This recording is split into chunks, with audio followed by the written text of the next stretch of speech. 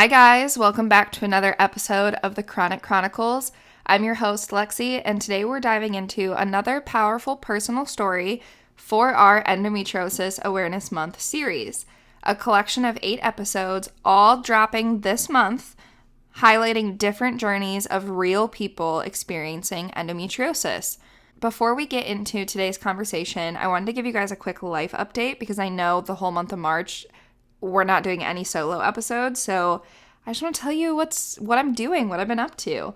I've been reading The Art of Persuasion by Bob Burg, and I really, really like it. It's been an interesting deep dive into communication and obviously persuasion, influence, how to ask for things that you want in a way that makes people want to give that to you, which I say that and it sounds like it's manipulative, but it's not. Read the book. It's really good. I've also been challenging myself to a 6-week AIP anti-inflammatory diet. And if you follow me on Instagram, then you know that. But I know I've talked on the podcast a lot about wanting to do like the AIP protocol or anti-inflammatory type dieting. And I've tried it before, just going all in, cold turkey, doing it. And it just doesn't work. I think that for me, going from 0 to 100 is just not a good option. I can do it for a couple days. I can do it for a week, but then I just fail. And these like reoccurrent failures, quote unquote, are not great for my mentee health. So I really want to maybe I shouldn't even call it the AIP. I think we're just going to say anti-inflammatory. I am doing like a 6-week anti-inflammatory diet, but more with like an 80% approach, and I'm trying to add in AIP protocol meals, also reduce some gluten, reduce some dairy, I did a food sensitivity test, and I found that gluten, wheat, and cow's milk, not like cheese though, which was interesting, but I did a really big food sensitivity test so I can figure out what some of my triggers are without having to just like do an elimination diet, because I feel like that's really hard for me too. But anyways, we're doing like an 80% approach. So I will be essentially online journaling that with everybody on Instagram for the next 6 weeks and sharing recipes that I'm using and kind of like why I'm doing it that way if you guys want to follow along there. But let's be real. I've tried going cold turkey. I've tried going 0 to 100 and it just doesn't work. So I feel like this like 80 to 90% approach is a better way to do it for me. And then hopefully once we get in some like newer recipes, we get in good habits, eventually I can do the AIP protocol, but I just don't think I'm in a space that I can do it yet. So we're doing general anti-inflammatory. Also, if you're in Seattle on March 15th, come join us for an endo awareness event with Gals Need Pals and Some Days. It's going to be an amazing community event and supportive event. There's also like DIY, craft, self-care things happening. There's a couple other local vendors. There's drinks, snacks, and the period pain simulator that Some Days is bringing. It's going to be a really good time. There are free tickets for you to just come, or there's a $25 ticket option for you to do the DIY craft event as well. I would love to see you guys there. Now, on to today's episode. I'm joined by Mackenzie, the owner of Cut and Flow Studio, who was recently diagnosed with endometriosis. This episode, we go into her journey with endo, kind of what this has looked like, and things that she has done or maybe is planning on doing for endo. And also, we will be doing a special in-person event that is hosted at her studio, Cut and Flow, in Bothell, March 22nd from 1 to 2 p.m. This event is sponsored by Octavia, and there will be a low-impact movement session complete with goodie bags, coffee, and snacks. So if you're local to the Bothell area, please, please, please come hang out with us. I'll put the link to buy tickets in the show notes as well. Okay, let's get into Mackenzie's story. Thank you so much for coming on the podcast. Can you give us a quick intro on who you are? Yeah, my name is Mackenzie, and I own a small business, a fitness studio called Cut and Flow Studio. It is a dual modality boutique fitness studio. We offer X-Former strength training and heated yoga classes. And our studio is in Bothell, and we're opening our second location in Linwood, hopefully at the end of this month. So I'm 31 years old. I was pretty much born and raised in the Seattle and north of Seattle area. Outside of running a small business, I like to stay pretty active. I love to mostly love to cook and spend time with my friends and my partner. I love to travel. And I would say I also just love the, I guess, kind of quest of like self-improvement, whether it's like reading Ooh. or finding ways to improve my diet or ways to optimize, my life in any sort of way. I really enjoy. I also coach high school volleyball, and have been doing that for about five Oh years as my well. gosh. You are booked and busy. Yeah. Yes. Speaking on like the reading and improvement lifestyle thing, I go through like phases with that. I'm like, ooh, I'm gonna be amazing this month. And I'll read, like, I read, what was that book that I read? Atomic Habits. And I was like, oh, this is gonna change my life.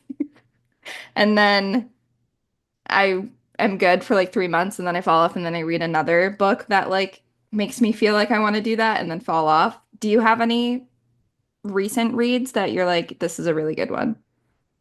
Yeah, I have a few, and some are more businessy and some are Hmm. more personal, lifestyle type of books. So I'll say on the business side of things, you'll read a bunch of books, and I think kind of like what you said, it's not necessarily you don't read a book and claim it to be like gospel, right? You might read some things in the book that really resonate with you, and you keep those insights or habits or whatever they are. Yeah. In particular for business, we recently read on my team a book called Unreasonable Hospitality. Hmm. And it is all just about the difference between service and hospitality. And as someone with a small business in the service industry, Yeah. it's just a very eye-opening book and just is great storytelling from Will Garda and so many valuable insights from that. In terms of other business books that are a little more, I guess, boring, I love the book Profit First. I feel like for any small business Yep. owner, it's a great book to read for just some great like foundational accounting tips. Hmm. Um, I don't follow the book 100%, but I do follow the basics, and it is very, very helpful. And I think it's a great mindset shift in terms of looking at your finances as a small business owner. And Yeah, I read that book. That one was good. yes, it's just like it's pretty boring. Yeah, but it's the type of book that like you can't like I felt like I was back in school. Like I highlighted parts of that book and like flagged parts of that book for sure. Yeah, So, absolutely. And then another book I really like is called Traction. mm, And it is a book about a very specific operational system or operational way to run a business. And I believe there's six key facets to this operational system. And I've gotten through probably four out of the six. And again, it's just a nice way to analyze your business and to almost do like a gut check on what's going on. So I'd say yeah. those three are my kind of favorite so far business books. Personal books. Gosh, there's so many. There's ones from like, what's the book that's like telling you like how to give less fucks, basically? And it Oh, yes. What is that one called? and they talk about like your fucks to give being is like you have a limited quantity. Yeah, And so yeah. like just how to be careful of like, Like how many you give away. yes, Hmm. yes. Yeah.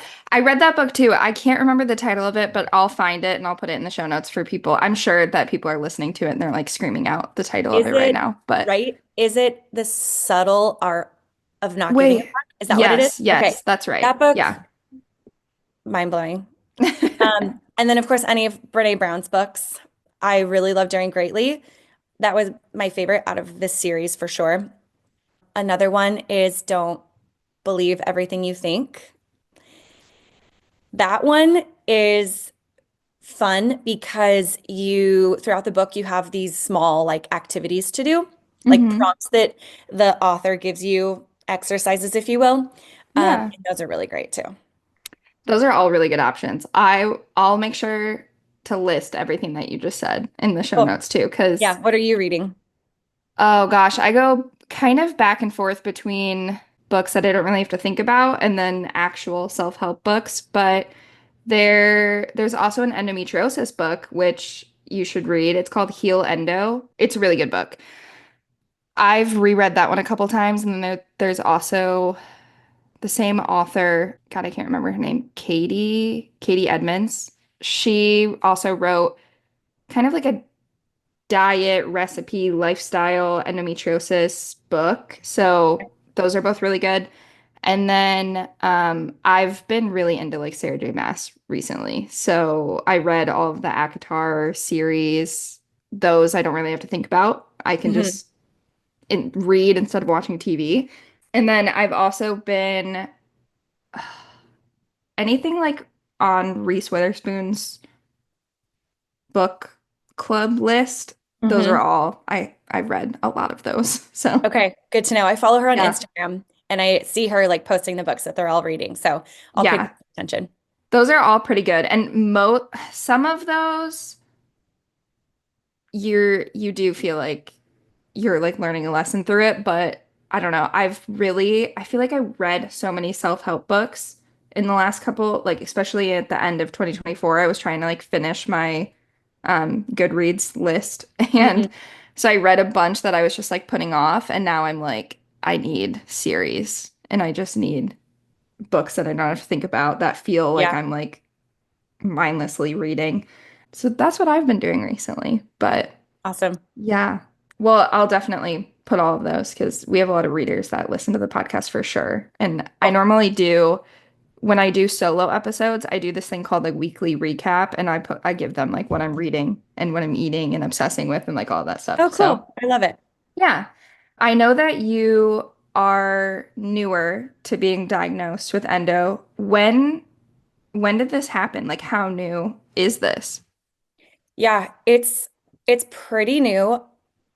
I really started really investigating my symptoms with doctors in Hmm. August of Wow, okay. last year. Yeah, so over the summer.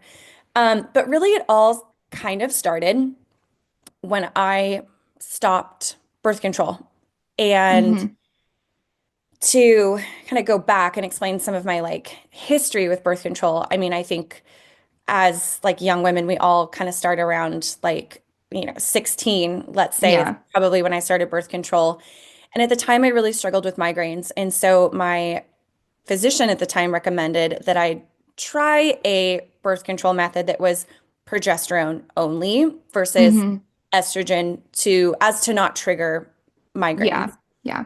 So at the time, the progesterone only pill was a pill that if you were trying to prevent pregnancy, you had to take it the exact same time every day, Right. like within minutes. And that is just not me. As much as I would love for it to be me, it's just, I struggle taking a multivitamin on a daily No, basis. same though. Like I have supplements that I have to take and I I don't know. My doctor's like, "Why do you not do?" And I'm like, "I wish I could tell you why." I I know, it seems so simple, I know, same, so but simple. So knowing I couldn't do that, and I was a very busy athlete in high school, I decided to do the Depo-Provera shot, hmm. which I only had to get every 12 to 14 weeks. I went in, I would get a shot in my glute, no big deal, in, out, done. Yeah. So I was on Depo-Provera from 16 to 22, Okay, yeah. a long time, and it worked wonderfully for me. All during that time, I didn't have a period. Before going on birth control, I didn't have a very strong period, I would say. I think Hmm. as an athlete, I struggled to have a regular period in general. Yeah.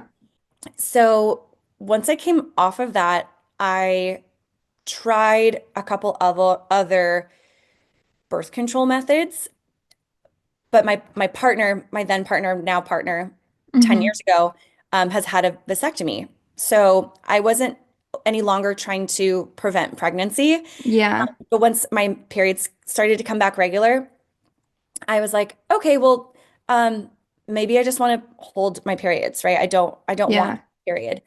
And so I tried an IUD. I tried the Mirena, and Mm-hmm. it was one of the most painful experiences I've ever had for the insertion. Oh And yeah. the Yeah. family doctor that did it, who had been my doctor my whole life, he delivered me. And I passed out. I fainted. Oh my gosh. Yeah. And That can be brutal. Yeah. I woke up and I looked at him, and I've known him my whole life. So we can joke with each other. But I looked at him and I was like, I told you I was going to faint. Mm-hmm. I could feel it. And I do faint from pain and, um, shots and stuff like that. But anyway, so painful and kind of continued to just be uncomfortable. Yeah. And I was like, I don't need this. Like it's just not worth it. And Mm-hmm. so I had it removed not much later. I mean, I don't even think I had it for a year Yeah. and had it removed. That I was mean, also extremely painful. the whole process is, I mean, there are some people that I don't know how, but it's fine. But I'm on my third IUD, and every single time has been absolutely brutal. And from what I've heard, both from doctors and from now, like having a large community of people with endo, is that it actually is more painful for people with endometriosis because you have tissue like around and you have inflammation and all of that stuff is just more painful. So Right. it's valid, but Makes so much sense now, hmm right? but you didn't And know like what was going on. no, no, Yeah. no, I didn't know. So then I would say fast forward to it was probably around 2017. Hmm. And I had regular periods. My cramping started gradually getting worse, both like before, but then also a little bit after my periods. And Hmm. then the real thing that became such a painful experience and just so like lifestyle altering was really the pain during sex. And for Yeah. me, it's not even something that's very like painful during sex, but for some reason it's It's after. afterwards. Hmm. Yes, it is like if you've ever had a muscle cramp, like painful, right? Like a muscle cramp in like your calf or your quad, like where it just like Yep. seizes up. That's basically what I felt like was happening. And the first time it ever happened, I it was like shocking. And I Yeah. crawled to the bathroom because I didn't know if I had to puke or pee or what. All I knew is I had such immense pressure. And it just like once you experience such pain like that, you do anything you can to avoid it. And so Yeah. it changes your lifestyle. You're like, Yeah. okay, I'm not going to have sex this many days before my period. And then uh, you try that, and then maybe that doesn't work. And then you you try even more days not having sex before your period, and you're like, at the end of the day, that's not optimal. Like that's not what you Yeah. Yeah. You're for really your affecting your life and your relationship and yes. yeah, no, I um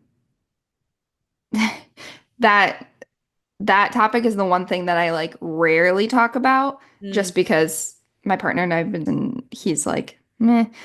But yeah. it's very common. I've experienced it myself. It's not fun, especially, when like for me, it was almost like just all of a sudden, like I was fine for years, and then all of Yeah. a sudden, it just like my endometriosis got worse and it affected everything. And yeah, when you have pain like that, you're gonna avoid it. Like, why wouldn't you? So then it At affects like any every cost. aspect. Yeah. Yeah. Yeah. So that kind of started, and then I gosh, and this was like right before I started really taking this seriously. So it was probably earlier in the summer of last year. I Mm-hmm. started getting really sharp left side pain, Mm. which I couldn't think of anything other than it being ovary pain.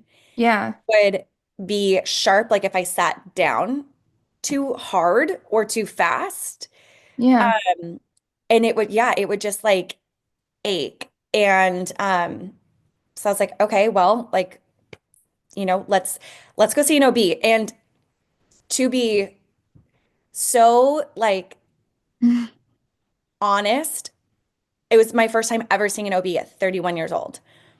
I had a family doctor my whole life, and that was back Mm-hmm. when family doctors were, more of a thing. And so when he retired, I was like, okay, well, like I'm Yeah. fine. I don't need an OB. Like he did my pap smears, he did everything for me. Mm-hmm. And so it was my first time like going into an OB department. I saw a physician there and described all my symptoms, and she was like, "Yeah, this really sounds like endometriosis." Mm-hmm. And I was like, "Okay, well, what do you do?" And Yeah. this is a Western doctor at a pretty large clinic in our area. Mm-hmm. And she was like, "Well, birth control really helps." Mm-hmm. And I was like, "Okay, well, I've been on birth control before. It's been almost 10 years, but you know."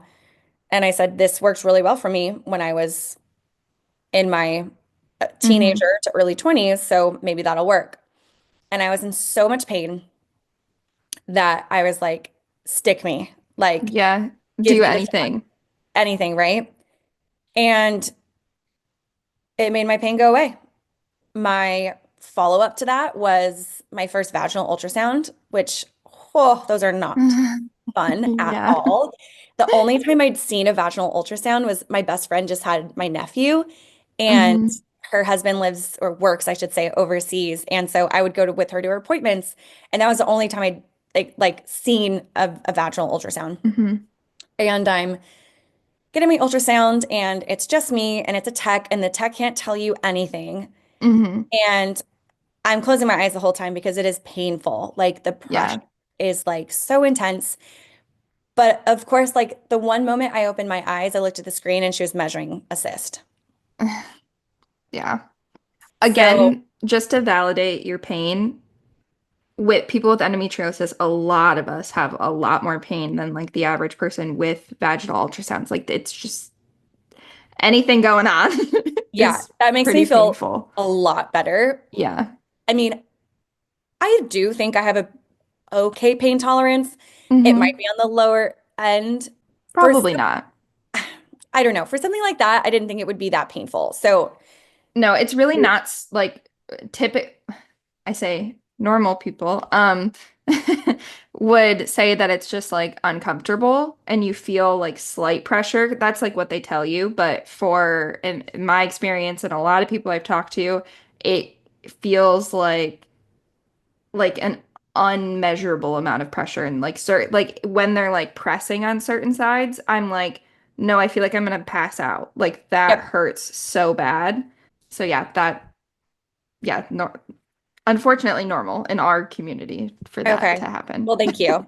Yeah, I mean, when they would like turn, like you were saying, like and Hmm. press against the side, it literally felt like the thing was sideways inside of you, right? Yeah. Like, Yeah. oh my gosh. So I have about an egg-sized cyst on my right ovary, which Ugh. is so odd to me because the like ovary pain I was experiencing was on my left side. Yeah. I don't know if I was ovulating on my left side and Something. that's where the pain came from. But now I'm like, okay, well, I've got this thing also sitting in my right ovary. So that's cool. Hmm. I had then another follow-up ultrasound to remeasure the cyst to see if anything would change being on the Depo-Provera shot Hmm. and just seeing if it changed in size according to my cycle, which I now know is common with ovarian cysts. Um, it didn't change size, so that was interesting. Because of that, they had me take that blood test for ovarian cancer. Thank goodness Hmm. I was negative for that. And then I was like okay, what's kind of next? And Mm-hmm. then I started to really feel the awful side effects of Depo-Provera that I Mm-hmm. really didn't experience when I was younger. And I don't know if it's because I'm older and my hormones are different, or, if it's this condition and Yeah. having this obviously changes the way that your body's going to respond to things. And so Mm-hmm. I gained 15 pounds, Oh my like gosh. seemingly overnight. Bloating was so painful. I literally felt so distended that like I couldn't expand out any further. Like my skin was tight. Mm-hmm. I my boobs exploded. And it's just so Yeah. uncomfortable for your body to All like of it is just so awful. And that's awful, all like hormone stuff. Like, oh my God. awful. And when and not, I definitely have had periods where I've experienced weight gain. Like when I graduated college Mm-hmm. and first started my corporate career, and you're sitting at a desk and you don't, Yeah. you go through that transition. I definitely gained weight then, but typically my body type likes to gain weight in like my legs and my arms. And so this is the first time I started putting weight like around my waist. Mm-hmm. And like that it just affects how your clothes fit and Mm-hmm. just so many things that you're just are so like discouraging and so frustrating. Yeah.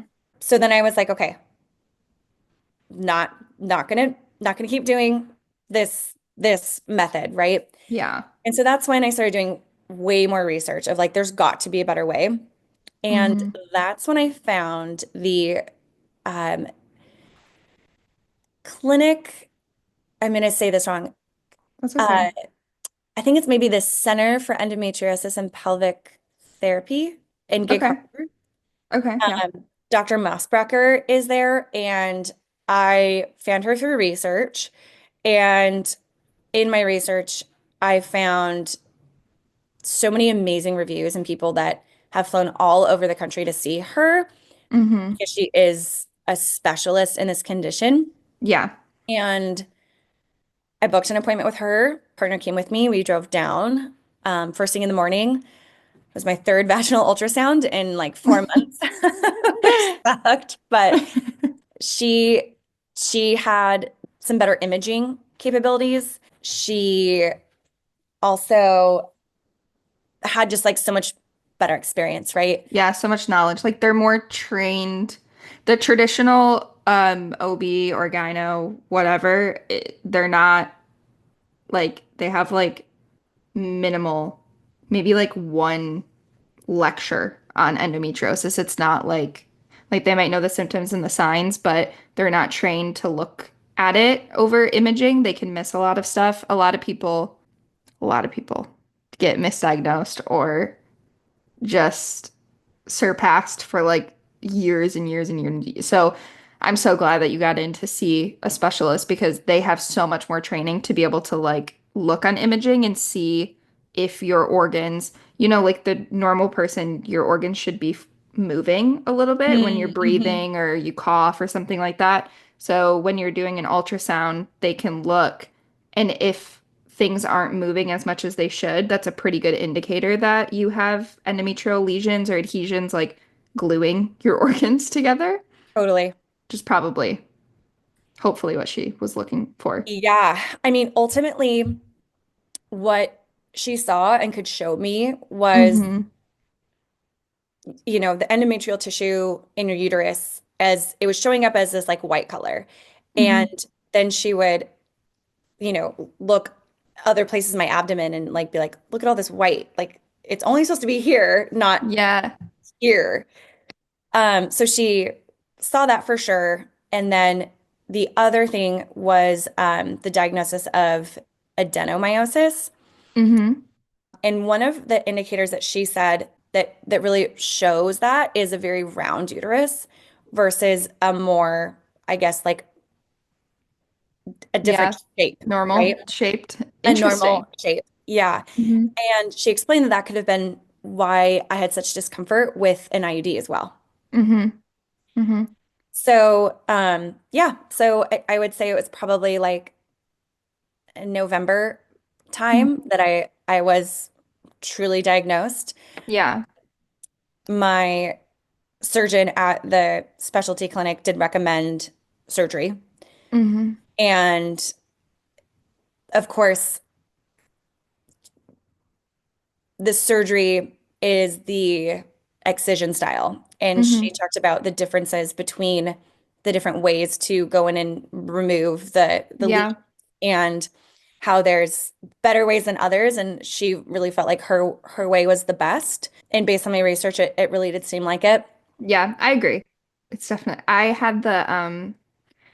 got diagnosed like 7 years ago. I was Wow. 19, 20, Wow.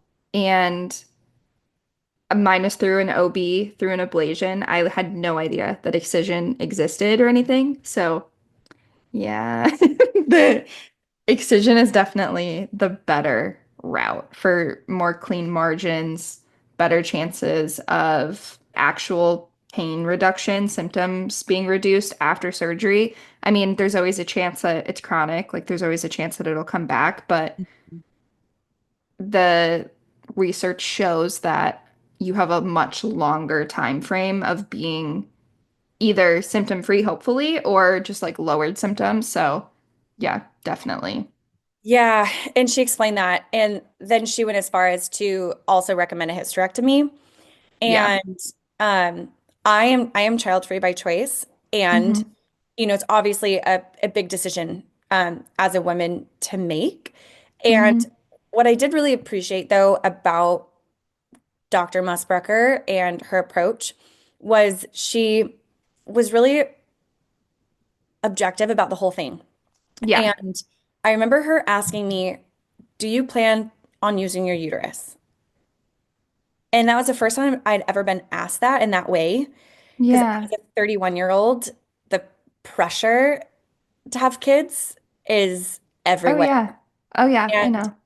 the assumption that's placed on us is inescapable. And Hmm. for someone to ask me that question in that way, instead of, for example, asking, "Do you plan on carrying children?" Or "Do you plan on," I don't know, just like when you Hmm. add emotion to it and add, um, I don't know, you add more like psycho-emotional aspects to it instead of simply Yeah. saying, "Do you plan on using your uterus?" Yeah. I was like, "Well, no, in fact, I don't." Yeah. When you say it that way. Yeah, it almost I feel like it would give you like a space to give a more honest answer to what you want to Absolutely. say. Yeah. Absolutely. And, she said she's also very honest Hmm. because she is so pragmatic, but she said with the way your uterus looks, you would have a very hard time getting pregnant Hmm. if you wanted to. And I think the reason she told me that was to change my course of treatment if I did, in fact, want to have children. Yeah. And I know for a fact that she's had plenty of patients that come to her with endometriosis and PCOS, any type of pelvic area organ dysfunction. And if your goal is to have children, then the treatment plan is Yeah, totally there's different routes, 100%. And right. there's ways to do there's ways to do excision surgery for like fertility reasons, like you want to preserve that. And they just like now I'm like I might go see this doctor. She sounds really good. Yeah, she's great. What I will say is, like what you were speaking to earlier, is Mhm. it is unfortunate that the burden of the research is on us Yes. as Yep. patients, and the financial burden is there too. Yeah. I 100%. mean, the the pre-surgical consult is cash, Mhm. and you pay for the surgery ahead of time, and then they send your tissue and or uterus Mhm. for analysis. Yeah. Yeah. And then they do everything they can to work with your insurance company to bill it back and to recoup your investment in your surgery. And Mm-hmm. it does sound like they have a pretty good success rate because they are diagnosing correctly. And so what they're getting is like, hey, insurance company, this patient does have this and she did need this surgery. Yeah. Like, can you Yeah. cover some of that cost? So Yeah. um, I'm lucky enough that I can put resources towards that. But I Mhm. know that not everybody can. Yeah. Not everybody. So unfortunate, like I'm used to that, which is sad. Mhm. But like originally, that original surgery that I had 7 years ago, it was a very different experience. Like my doctor um was trying to get me to not have the surgery because she was like, well, like hers was more of an exploratory. She could do some removal, but she wasn't a specialist. So she was just like, we're doing this to see if you have it. It's exploratory. We want to diagnose you.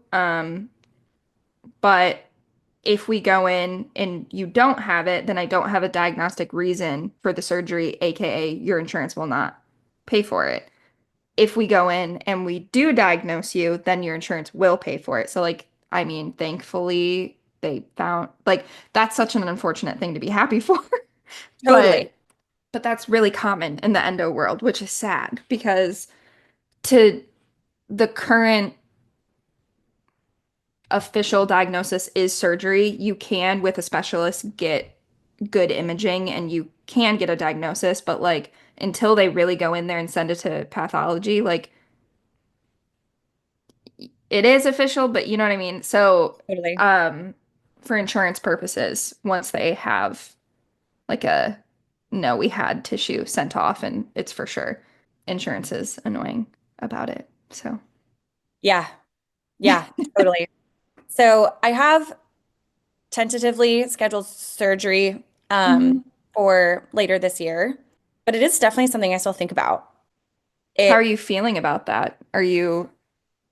Is this your first, like, have you had surgeries before? Obviously not for endo, but no, the only time I've gone under anesthesia was for my wisdom teeth.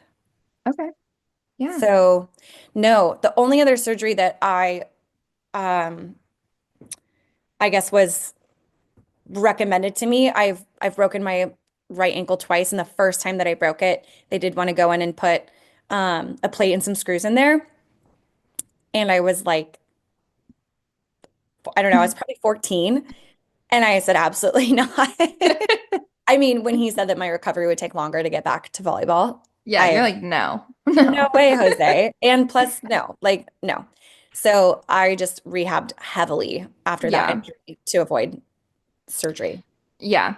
I have advice and thoughts and things that we can talk about outside of this, but Yeah, um, that would be great. I have a yeah. friend who had a hysterectomy last summer, Hmm. and she's been great to talk to about her experience. And she also had adenomyosis, didn't Hmm. know until after the surgery, and they Hmm. sent it off to pathology, like you said. Um, but it was very validating for her experience of her IUDs kept getting embedded and going through her uterine wall. Oh my God. Yeah. That sounds And awful. oh my gosh, she was in so much pain. And anyway, she's Yeah. very, very happy with her decision. And Hmm. I find that really reassuring. And I also think that there's a lot of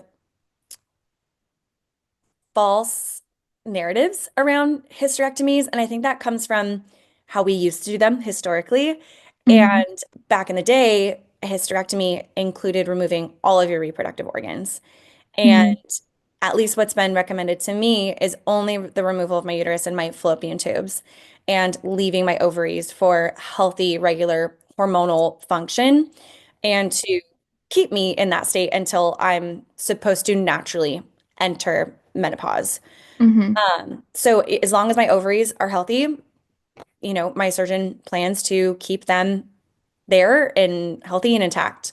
Um, Hmm. so a lot of I think, cautions around hysterectomies of the past were hormonal, and like hysterectomies were sending people into menopause, right? Like right away. And that's just not the case anymore. And Yeah.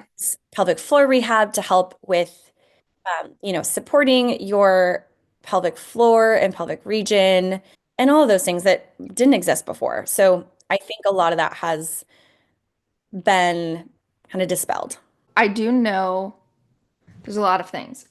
One, there's a lot of stuff in the endometriosis community, which I don't know like how much you're in that or like what you see on TikTok or anything like that, but there is just some like back and forth between like using a hysterectomy as a treatment for endometriosis. And most of that comes down to like 5 years ago, and it even happened to me. Like I'll just talk from my experience, but I had my doctor when I was like 20 suggest a hysterectomy, but I want kids in the future. So like there was a lot of that going on.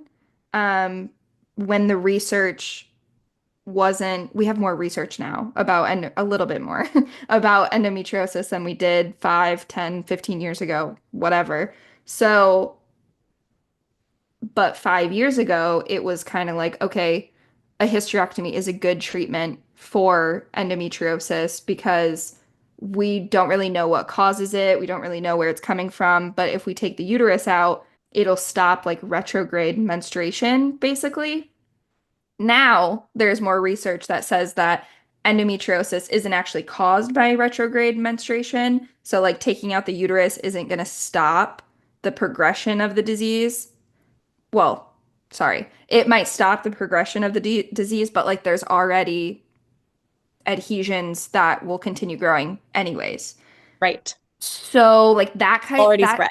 yeah, it's already spread. It's already there, so it's going to keep feeding its little Yep. alien cells. So within like it really comes down to the research that you've looked at, what's best for your situation, what's best for your body. And in my opinion, and probably your doctors too, because they wouldn't be like, especially somebody who is actually like the person that suggested that to me wasn't a specialist. They were an OB that didn't really have experience in endo. Like, that's not what they specialized in. Mhm. So it's just a different situation. Like, Yeah, I fully believe I personally believe there are like many types of endometriosis and like eventually that research will come out and I've talked to doctors that like think the totally. same thing because how can there be like so many different symptoms and so we have different stages but I don't know. Like there's just Mm. we don't know it all yet. So Right. but I do really think that with a good excision surgery and a hysterectomy combined, you could have really good recovery. And it's just always like, who know, like who knows, if they're gonna get Mhm. every single piece of endo, but you never know. Like you could have really, really good outcomes from that. And especially if you don't want kids and that's not going to be something that like affects your life in that way, then I don't see why it would be like a bad Totally. option? Totally. And it's so, I mean, felt, I've been child-free by choice since I was like a kid. I was never the girl that like babysat and wanted to babysit or like loved babies. I didn't take the Mm-hmm. babysitting classes. Like that just wasn't my jam at all. Yeah. And then I grew up an only child until I was 13. And then my mom had my half sister with my stepdad. And Mm-hmm.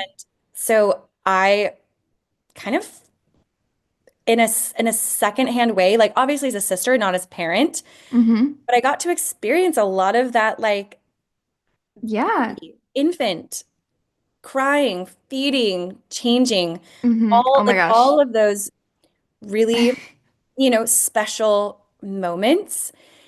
And if I even had any little bit of like an itch, I would say like that experience is pretty fulfilling. And Yeah. beyond that, I still was like, man, like I just don't feel like I want kids. Yeah. And And that's okay. Like you don't have to even have a reason. Like that's the totally, thing. Like totally. it is your life, your body, your decisions. You don't even have to have it. I would love for us to live in a world where I don't have to have a reason for wanting a kid and I don't have to have a reason for not. Like that's just, Totally. you know? Totally. Yes. So I I don't know. I do know people that their name is Clark. Oh God, what is their podcast called? Chronically the Sickest is their podcast. Okay. But they had a hysterectomy and an excision surgery for endometriosis and have had pretty good outcomes from it. They have a couple of other chronic illnesses that they do still have symptoms from. So Okay. it's a little like, what are your symptoms, you know? But they had everything removed, ovaries too. So they went into surgical Oh, menopause, basically. yeah. Wow. Okay. So that's a little, then you deal with some symptoms being in Yeah. like the menopause situation. But And then you have to go on hormones and have to be on hormone mhm, therapy, right? Yeah. yeah. So, but yeah, it like the court, one of the unfortunate things about endometriosis is there's just not one path. Like it is so complex and it's so tailored to the Oh, yeah. individual person that like whatever path you choose is fine. You just have Totally. to find And something that relieves your pain a little bit. yes, yes, totally. And I am the same patient, but when I talk to my Western OB, if you will, birth Hmm. control is the answer. When I talk to this pelvic surgeon, surgery is the answer. Hmm. And now I've started to talk to my team of kind of naturopaths that I see, Hmm. and they are more like, what can we do like holistically as well to like support your hormones, to support your Hmm. health? And it's interesting that like I'm the same person, but yet there's three different perspectives. Hmm. Hmm. And as as a person, you have to then discern what is right for you. And at least right Hmm. now, what I'm pursuing is working with my naturopaths to make sure that my hormones are as balanced as they can be. I'm supporting my health as well as I can. And Hmm. I do have some vitamin deficiencies that Hmm. could definitely help me. So I definitely want to take the time before I do enter surgery to basically like get as healthy as I can, Yeah. before surgery. And so that's at least that's the route I'm pursuing right now. Yeah. Um, I am I do not I'm not under the belief that some magic pill is going to cure this. Yeah. Like, Well, that's good. take Yeah. 100 ginger capsules and all your inflammation will go away. Like I'm not, I really, really love pairing more natural and Eastern medicine with Western medicine. Hmm. And I think they don't have to be so opposing all the time. I actually think that they should be complementary of each other Hmm. and would really help a lot of people if they Yeah. could be more aligned with each Yeah. I 1000% agree. I'm pretty much in the same boat at this point in my life in this. In the past like 7 years of having this diagnosis, I've kind of gone through like a lot of like denial with it, being like kind of hoping for like some type of easy solution, being like, okay, especially I think it's because I was, like in my early 20s and I'm like, everyone can do these things that I can't do because I'm in pain or I'm bloated or why it's like I eat something that I ate a week ago and I was fine, but now I'm eating it today and I can't button my pants and I'm like, everyone else is fine. So Yeah. just trying to find like a quick fix. And now I'm kind of at the point where I'm like, okay, I just have to like deal with this. And I like to have like a healthcare team. Like I have a natural path that we go through like I love them because they really go through the blood work and they're like, what can we do with all of this? Yep. Even though, even if like the like things might look normal, like is this my normal? Is Right. this like I've been doing this thing with like iron. I keep going like high and low and high and low. And they're like, Oh, why? They're like, what is yeah. this? So trying to figure that out. But my Western doctor would look at that and be like, well, technically you're still in range. You're just, Range. yeah, even though Yeah. the range is like 200 points off, Yeah. like, It's so obscure. Yeah. right. So, but my naturopath is like, well, actually, like last year you were at the high end and now you're at the low end. So, like, that's kind of concerning. That's a huge jump. Like, Hmm. why is it doing that? So, that, like, just having people that will actually go in depth on your stuff and having, I like to have like a team. Like, I do still see, for example, like an endometriosis specialist who is very much Western based. Then I see a naturopath. I also just added on a dietitian, a registered Awesome. dietitian, That's so cool. which I definitely suggest, especially like, I don't know if you know this, but like after surgery, eating protein, so important. They're like, a registered dietitian can like help you recover better. There's just so many people you can add, like a pelvic floor physical therapist, acupuncture has been I haven't tried it, but my naturopath has been trying to make me try it for a long time. I just Hmm. get like weird with needles, but Yeah. I've tried it. My yeah. naturopath also really recommended it. And Hmm. I used to see a massage therapist that also offered it. Yeah. I mean, I'm always willing to try anything, Yeah. right? And if it gives you relief, great. If it doesn't, you tried it, moved on. Yeah.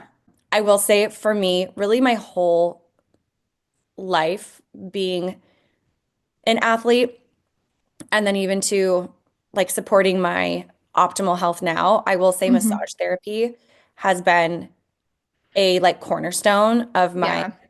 wellness plan. And the I've just found body work, whether it's massage or chiropractic, to be so helpful Hmm. because we store so much in our bodies. Yeah. Yeah. I also really love castor oil packs, like with like a I've not tried lymphatic that yet. drainage. Yeah, I get mine from, it's a brand called Some Days. And Okay. they, if you haven't heard of them, but we're just gonna have to have a different talk and I'll just like give you all the Sounds things good. that I know. But they're a natural pain relief brand where the owner has endometriosis and Wow. they do like this really easy they call it like their belly jelly, and it's just like a roll-on castor oil, and it comes with a wrap. But doing that, like with a lymphatic drain, I'm really bad at staying on top of it. I don't do it that often, but when you do it, it's actually really nice. Okay. Yeah, I would love to. I've seen that and I do want to try that. But yeah, I can give you like all the things that I have. Okay, since I already introduced Mac to Some Days, I want to reintroduce Some Days to all of you. If you've been dealing with aching, cramping, exhaustion, all of the symptoms that come with endometriosis or period pain or pelvic pain, you know that finding relief is not always easy. That's why I'm so grateful for Some Days, a brand that truly understands what it's like to live with chronic pain and has created products that actually help.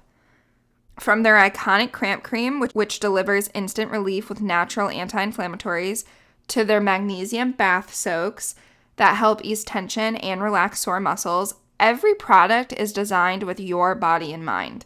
And the best part, Some Days isn't just about pain relief, they're about changing the conversation about menstrual health and advocating for better care for all of us dealing with endo, PCOS, and beyond.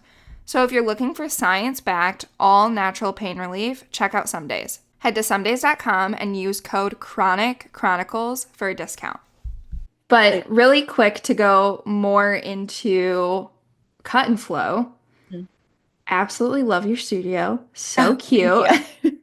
I actually moved to Washington almost 2 years ago, but I got ClassPass like the week that I moved here because I had Mhm. like a 2 week time frame before I started my job, and I found Cut and Flow like all the way back then, and then finally got. I think I did the introductory. Hmm. month, which was only Yep. like $99. I've definitely talked about it on the podcast because I did that like the whole month of January and just challenged myself to go as much as I could. It Yep. was really fun. Really Yeah. fun.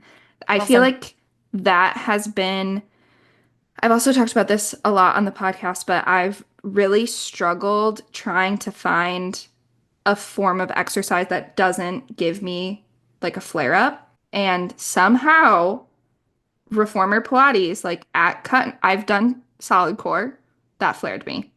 Mm-hmm. And I've done bar, Hmm.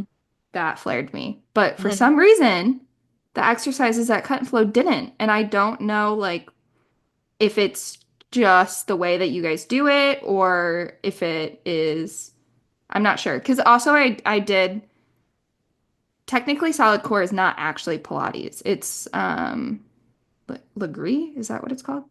I think so. Um, yeah, it's so I believe that Solid Core talks about their method in a way of like super high intensity Pilates Mm-hmm. is how I've seen it branded. Yeah. Yeah. Legree is another brand or method in kind of the same like universe, if you will. And Mm-hmm. I Legree is a guy's last name. It's Sebastian Legree, and his method is I would say more geared toward strength training. Mm-hmm. Like slow movements. And then at least what we use at Cut and Flow is a piece of Mm-hmm. equipment we call the X former. Mm-hmm. And it's basically a enhanced version of a traditional Pilates reformer, where you have two Okay. platforms on the end and a carriage in the middle, as you know, and all of our resistance is driven from carriage tension from springs. And the method that we use is called slow resistance training, and slow resistance training is just how it sounds. It's slow movements, resistance that's gradual, either from a spring, but you could also technically use anything like a band for that slow type of resistance. And then the training, and the training is just to say that, we are working on strength training. So we're working on improving our body composition. We are working on improving our muscular strength and endurance. So Mm-hmm. that's SRT. In terms of what you've experienced with, all those different workouts that you've tried that are like kind of under the same umbrella, what I will Yeah. say is I think solid core is on that most intense scale where you do have more high impact moments in class. It might be, going from your hands to your forearms fast, or it might be doing step ups and things like that that are still pretty high impact. What I think sets us apart is that we are very low impact.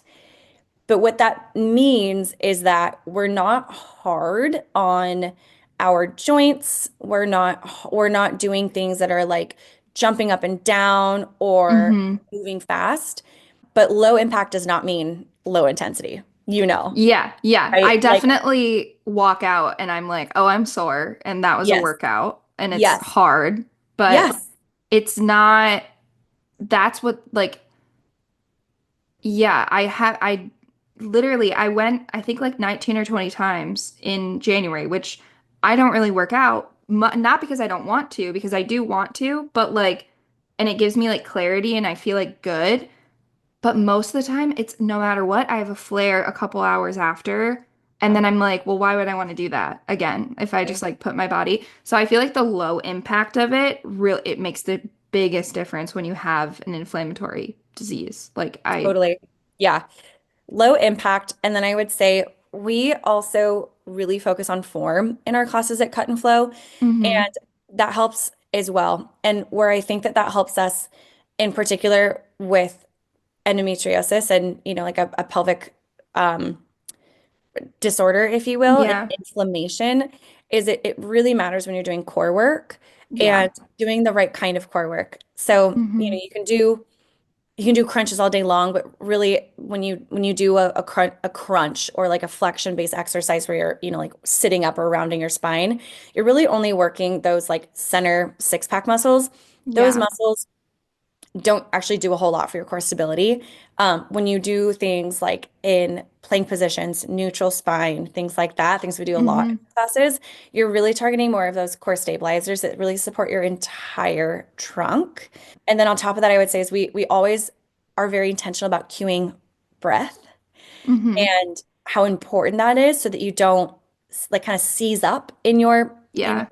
diaphragm and in your trunk, because when you do, that can lead to like that tight feeling, the cramping feeling, the flare-ups, things like that. And Mm-hmm. so yeah, I would say between being low impact, focusing on form, and the way that we engage our core Yeah. is why I think, you're experiencing a good workout, but not Mm-hmm. not pushing it so far that you stress the body too much. Yeah. Because also like and unfortunately, like when you have flares so often, it's really, really hard. Like exercise is important no matter what, and you want to make sure that you have like blood flow and you're walking and you're doing exercises. And a lot of times people with endometriosis, like you're just stuck in bed because you're in pain. And the last thing you want to do is go do any type of workout. And also, my doctors have also been like, a lot of people with endo lose pelvic floor muscles, they lose ab muscles, all of these like stabilizers, and then you get low back pain and you get all this stuff. And but it's because we basically stop exercising because it makes us be in pain. So Yeah. I don't know. I just feel like cut and flow has been, and obviously not everybody is from Washington. Like there are probably other studios that do similar things, Yes. but Hmm. yeah, if you're in the Bothell or Linwood area, it has been a game changer for me with endo. So I'm so glad to hear that. I did want to ask you a little bit about like your diagnosis and then like running a business and having cut and flow, and you guys are expanding and doing all this crazy stuff. So Yeah. how has this been like navigating your symptoms, dealing with all of this, and then still trying to run a business? Yeah. I kind of put my experience into two categories of like personal and professional. Hmm. But when you own a business, those two are the same a lot of Yeah. the time, right? And so, well, with pain in general, it affects your whole life, right? Yeah. And we talked about before how it can affect our relationships, but it can also be so draining. And Yeah. what I will say is one of the other physical symptoms I really struggle with is the fatigue. Yeah. And some days when I wake up, I feel like I weigh 10,000 pounds. And like even just lifting my arms up or lifting my head up Hmm. feels exhausting. And I feel like I'm full of sand. And I don't know if you've ever experienced that, but it is Yes. so frustrating when Hmm. it's just like something as simple as sitting up out of bed feels heavy.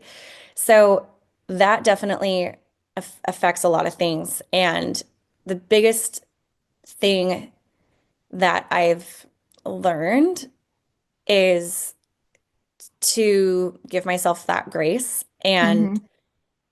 I am definitely a driven person, type A, always, always working. It took Hmm.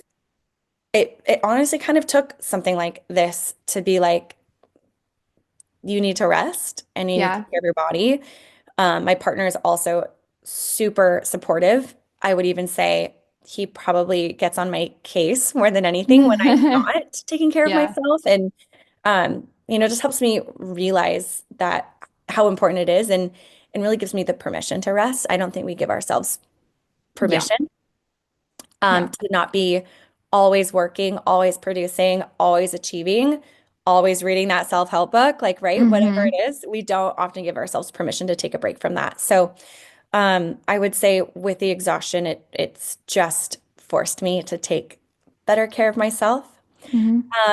And on top of that, it's helped me be more transparent and human Hmm. with my team.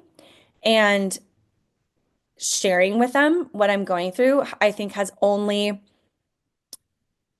I guess, helped me as a leader and helped me relate to my team more and be Yeah. transparent and be more vulnerable in those moments, I think has really strengthened my relationships with my team and asking for help when I need it. Because I think when they see me ask for help or rest or take a break, it gives them permission to do the same.